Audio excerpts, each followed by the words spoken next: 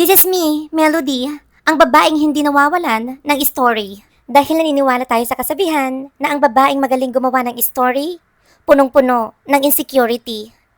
Kwento ko nga pala nung nag-day off kami. Sa lugar na ito, kami na malagi. Ito din ang tambayan ng ibang mga lahi. Ang daming Chinese. As you can see, sa lugar na ito, maaaring kayo ang mga hari. At dahil dyan, wala akong masay.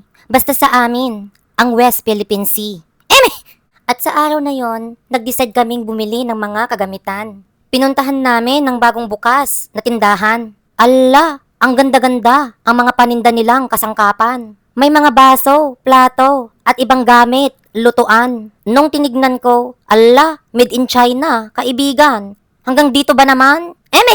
Dahil dyan, bigla kong naalala ang iyong kaibigan. Ganito ba ang sandata na kanyang panglaban? Maliit, matigas, ngunit palaban. Paano pag ganito ang itsura, kabayan? Hay, ang scary, tignan. Mga Melody, ito ang pinakamainam sa lahat ng nakita kong pagpipilian. Ito ang babasag sa iyong panubigan. Pati si Melchanko ay sisigaw nang magpakailanman. Ali!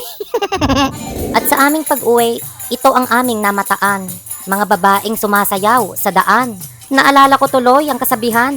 Ang babaeng sumasayaw sa daan, ala, baka unang sumahod sa paluwagan. Ali!